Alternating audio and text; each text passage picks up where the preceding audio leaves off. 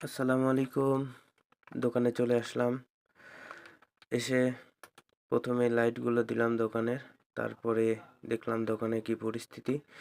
তারপরে ঝাড়ুটা নিলাম, নিয়ে দোকানের সামনেরটা ঝাড়ু দিয়ে দিলাম। তারপরে ক্যাশ কাউন্টার, যে কাউন্টারটা আছে এটা ভালো করে একটু গোছালাম। কম্পিউটারটা মুছে দিলাম। সব গুছিয়ে গাছিয়ে একটু রুম স্প্রে মেরে দিলাম। তারপরে ম্যানেজারের কাউন্টারে আসলাম।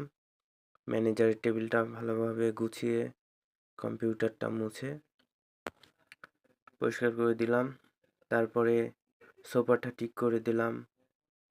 সোফা সামনে টেবিলটা ঠিক করে দিলাম। ঠিক করে দেওয়ার পর টিভিটা অন করে দেব। অন করে দিয়ে কোরআন তিলাওয়াত দিয়ে দেব। প্রথমেই দোকান খুলে প্রতিদিনের কাজ। তারপরে চা বানিয়ে আরাম করে বসে চা খাবো আর কোরআন তিলাওয়াত শুনবো।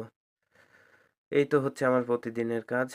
তারপরে বসে থাকি, কাস্টমার আসলে কাজ করি। ধন্যবাদ।